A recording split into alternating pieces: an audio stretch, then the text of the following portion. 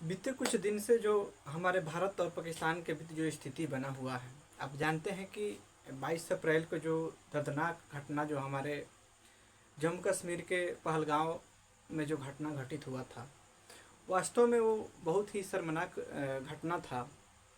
और हमें तो यह सोचकर भी थोड़ा आश्चर्य लगता है कि उस देश के नागरिक के साथ क्या होता होगा, जहाँ के राष्ट्राध्यक्ष की सोच कुछ इस तरह से है कि आज शाम की ही बात है कि आज हमारे देश में फायर सीज किया गया है, जिसमें युद्ध को विराम किया गया है। और वहाँ के राष्ट्राध्यक्ष भी मानकर और उसी बीच युद्ध को प्रारंभ कर देता है। तो जिस देश की राष्ट्राध्यक्ष इस तरह से होगा, वहाँ के नागरिक का क्या हाल होगा। वास्तव में विचार करने वाली ये चीज़ें हैं कि किस तरह से वहाँ के नागरिक का भविष्य होगा, वहाँ के बच्चे का क्या भविष्य होगा। उन्हें पता है कि हम इस लड़ाई में नहीं जीतने वाले हैं, ना ही हमारे पास उस तरह की व्यवस्थाएं हैं, ना ही हमारे पास उस तरह की सैन्य शक्ति है, ना ही हमारे पास जो भी मिसाइलें हैं वो उस तरह के आधुनिक तरीके के जो भी मिसाइलें हैं वो उनके पास नहीं है। ये भी चीज़ को वो मानते हैं। हमारा S-400 उनका हालत ख़राब कर दिया है, बताइए। फिर भी उनको है कि नहीं भाई, कर्ज लेकर भी लड़ाई लड़ेंगे मगर लड़ेंगे। तो ऐसे लोगों को क्या कहा जा सकता है। परंतु जो फायर सीज का जो उल्लंघन किया गया है वहाँ के सरकार द्वारा, इसका तो दंड उन्हें मिलना चाहिए, क्योंकि आने वाले दिनों में इस तरह की हरकत करने से पहले उनको 1000 बार सोचना पड़े कि भाई, हमें तो एक चीज़ और सोचकर पछतावा होता है कि भाई इतने दिनों से किस तरह रह रहे हैं, जहाँ पे ना ही उनके पास कह सकते हैं कि आज ज़रूरत चीज़ जो कि ज़रूरतमंद चीज़ें हैं वो चीज़ें भी सामान्य रूप से वहाँ पे उपलब्ध नहीं हैं। वो लोग इस तरह की चीज़ों को बढ़ावा देते हैं, आतंकवाद को बढ़ावा देते हैं। ये कहाँ तक सही है अपने देश के लिए। आतंकवाद का ना ही कोई धर्म होता है, ना ही कोई मजहब होता है। उन्हें खुद नहीं पता है कि जिस चीज़ को आज वो बचाव कर रहे हैं, आने वाले दिन में उसी चीज़ से उनको बहुत बड़ा नुकसान होने वाला है। परंतु इस बात को समझे तब ना।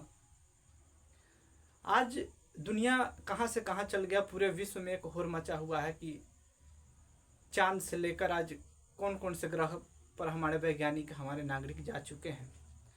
वहाँ पर भी आज ऐसे निठल्ले देश पड़े हैं जो कि आज भी आतंकवाद, माओवादी की समर्थन में हैं। तो उनका भविष्य क्या होगा ये तो अब भगवान ही जाने। आज लोग एक हमारे कुछ दिन पहले हमने किसी भाई साहब का देखा था वीडियो, तो उन्होंने बहुत अच्छी बात कही थी कि चांद पे झंडा होना और झंडे पर चांद होना वास्तव में बहुत फर्क वाली बातें हैं। आज हम जिस विज्ञान के क्षेत्र में जो हम तरक्की कर रहे हैं, या नए नए रिसर्च के माध्यम से आज हम इतनी अच्छे व्यवस्थाएं हमारे देश या हमारे पूरे विश्व में खोज हो रही है, और वहाँ पर भी इन लोगों को आतंकवाद के समर्थन में लोग लगे हुए हैं। हमारे यहाँ एक साधारण से परिवार में आप जाइएगा तो वहाँ के भी हमारे नहीं पढ़े लिखे लोग हैं, साधारण लोग, उनको कुछ नहीं पता है दुनियादारी क्या है।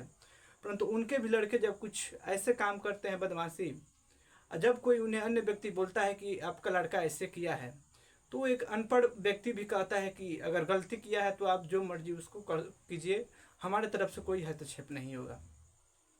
यह एक देश चलाने वाला राष्ट्राध्यक्ष की इस तरह की सोच है कि वो आतंकवाद को उनको पुनः खत्म करना चाहिए अपने देश से, परंतु वो नहीं कर पा रहे हैं। जब दूसरा कोई कर रहा है तो उसके विरोध में आते हैं लड़ाई करने।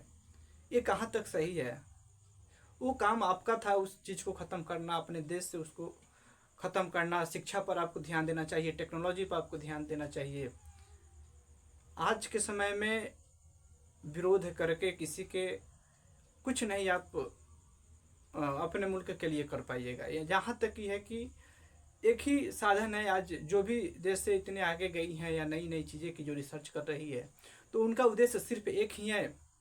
पूरे पहले तो शांति होना चाहिए पूरे विश्व में, उसके बाद शिक्षा ऐसी चीज़ है कि जहाँ पे जितना अधिक इन्वेस्ट कीजिएगा उसका परिणाम उतना ही अधिक मिलता है।